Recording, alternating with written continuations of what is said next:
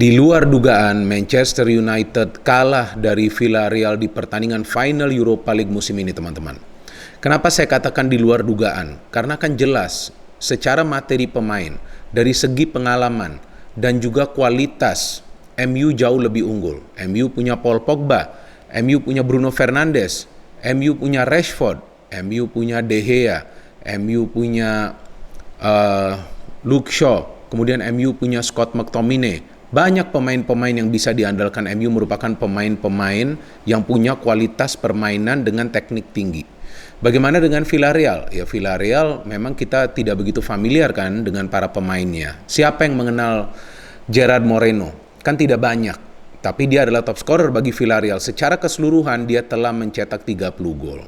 Ya, anggap saja ini adalah saingannya dari Bruno Fernandes kan. Bruno Fernandes juga adalah pemain yang mencetak puluhan gol secara total bagi Manchester United. Belum lagi assist-assistnya yang bisa dia berikan. Dan saya kira secara keseluruhan Bruno terlibat lebih dari 40 gol yang dihasilkan atau yang diciptakan oleh tim Manchester United.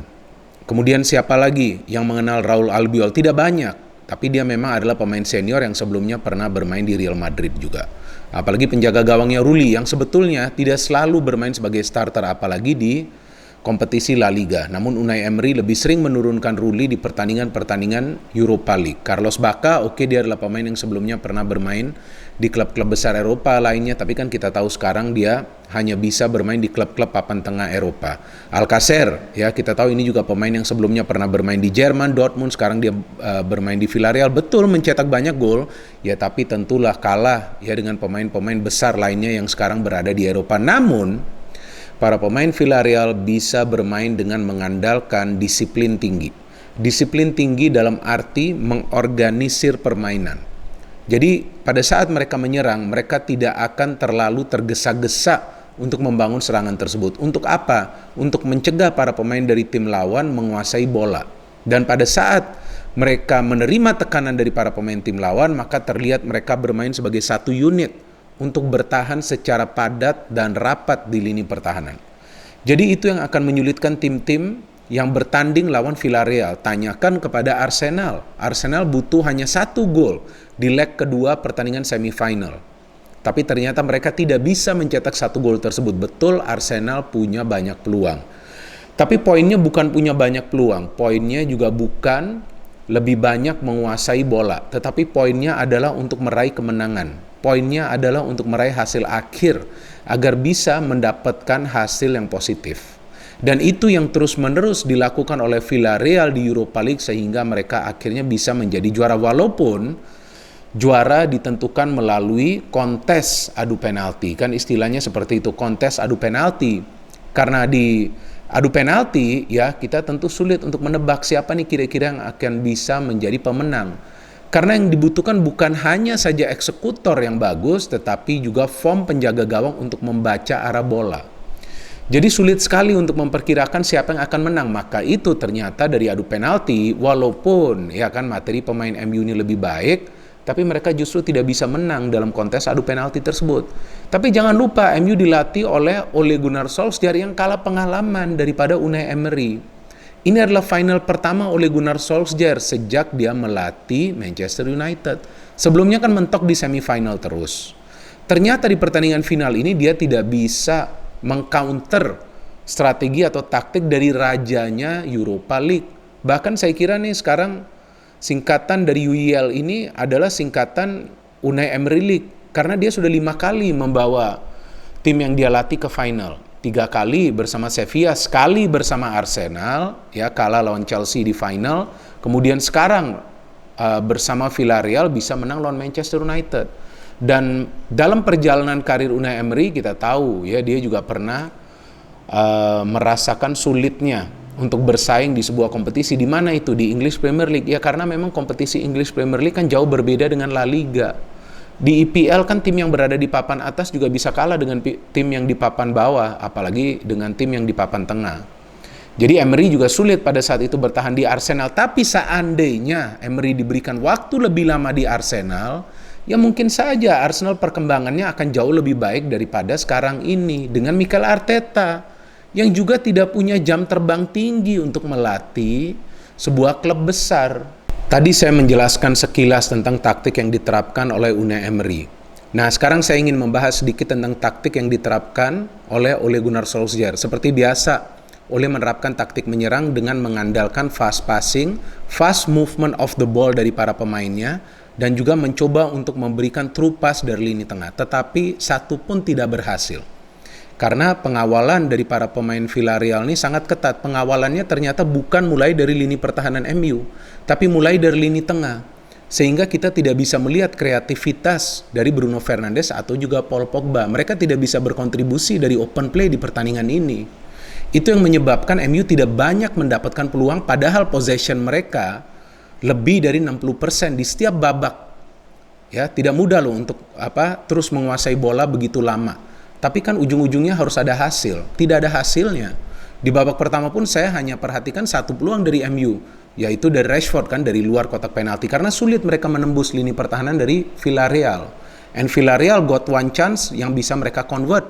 Gerard Moreno bisa mencetak gol. Dan perhatikan dong di sana mana marking dari Lindelof atau juga dari Bailly. Maka itu saya pernah katakan bahwa Bailly ini sangat riskan jika berduet dengan Lindelof. Dan Bailly juga akhirnya kan tidak bisa melanjutkan permainan. Dan dia diganti ya oleh Tuan Zebe. Tuan Zebe bagus juga tuh bisa convert penalti. Padahal dia adalah defender kan, dan masih muda juga, artinya mentalnya cukup kuat pemain ini. So MU can score the equalizer di babak kedua melalui Cavani yang juga merupakan peluang satu-satunya MU yang berbahaya di babak kedua. Setelah itu ya teman-teman juga bisa perhatikan kan bahwa Unai Emery melakukan beberapa pergantian pemain. Nah, sepertinya Unai Emery ini sudah mengantisipasi jika pertandingan ini akan berjalan hingga extra time. Beda dengan Ole yang sedikit terlambat melakukan pergantian pemain. Sehingga pada saat di extra time, terlihat para pemain Villarreal lebih energetik dibandingkan para pemain MU. Maka itu beberapa pemain MU setelah terjatuh karena ada pelanggaran atau berbenturan dengan pemain-pemain Villarreal, sulit untuk langsung bangkit dan melanjutkan permainan. Tapi memang sih para pemain Villarreal bermain keras namun tidak kasar. Maka itu tidak ada pemain mereka yang diusir oleh wasit. Dan saya melihat lini tengah Villarreal ini cukup bagus ya. Saya ada catatan saya nih ya di sini ya teman-teman. Capoue, Trigueros, kemudian Parejo, ini pemain-pemain ini bagus mainnya. And then Coquelin ya, mantan pemain Arsenal juga yang masuk, juga dia bermain dengan baik, agresif di lini tengah, tapi juga disiplin. Disiplin artinya yaitu tidak bermain kasar. Sedangkan bagi MU ya kita melihat bahwa peran Greenwood dan juga Rashford tidak begitu berkembang. Karena mereka tidak ada support play dari tengah. Sebab ya itu dia, Pogba dan juga Bruno tidak mendapatkan terlalu banyak ruang untuk berkreasi. Cavani also never got the supply yang dia inginkan. Itu juga menjadi persoalan bagi Cavani untuk mencetak gol, kecuali hanya 1 gol. So overall di pertandingan ini terlihat jelas Unai Emery unggul secara taktik. Dan sepertinya dia juga menginginkan, ini ya mungkin saya juga salah, sepertinya Unai Emery juga menginginkan, ya bawalah pertandingan ini ke kontes adu penalti. Dan ternyata di kontes adu penalti ya sebetulnya para pemain dari kedua tim sih bagus-bagus saja bisa mengeksekusi ya penalti-penalti mereka, kecuali ya pada akhirnya De Gea yang gagal untuk convert penalti tersebut. Dan saya kira kita juga tidak bisa menyalahkan De Gea, dia adalah penjaga gawang. Jarang bagi seorang penjaga gawang mengambil tendangan penalti, kecuali dia yang memang selalu menjadi eksekutor penalti dari klubnya. Jadi saya kira kegagalan De Gea juga tidak wajar jika dianggap sebagai salah satu faktor MU gagal untuk memenangi Europa League. Karena dia juga hanya menjadi salah satu eksekutor dari 11 pemain ya.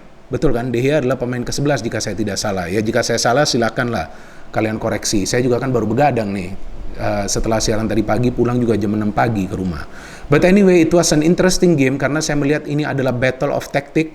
Dan lagi-lagi saya tegaskan bahwa Unai Emery menang secara taktik. Seandainya dia masih bertahan di Arsenal, seandainya dia diberikan waktu lebih banyak seperti yang diberikan kepada Arteta, ya mungkin saja Arsenal sekarang akan menjadi juga salah satu pesaing di papan atas Premier League, bukan untuk meraih gelar juara, tapi paling tidak lolos ke UEFA Champions League lagi. Anyway, congratulations to Villarreal, dan saya ucapkan selamat kepada para penggemar Villarreal yang saya kira juga tidak begitu banyak dibandingkan dengan penggemar Manchester United, tetapi perlu saya ucapkan selamat kepada kalian semua karena tim yang kalian support berhasil menjadi juara Europa League, dan tentunya ini adalah sebuah achievement yang luar biasa bagi Unai Emery karena dia punya sukses rate yang sangat baik di kompetisi antar klub Eropa yang kita tahu adalah Europa League. Kita tunggu nanti bagaimana kiprah Villarreal di Champions League. Mudah-mudahan ketemu lagi dengan Manchester United, kan pasti akan seru nanti pertandingannya. Terima kasih banyak kepada teman-teman yang telah menonton dan mendengarkan analisa saya di konten terbaru dari channel YouTube Triple B ini. Silakan teman-teman juga bisa memberikan counter analisa kalian tentang pertandingan final tersebut, tapi kalau menurut saya jelas bahwa Unai Emery unggul secara taktik. No hate, only football, salam sepak bola.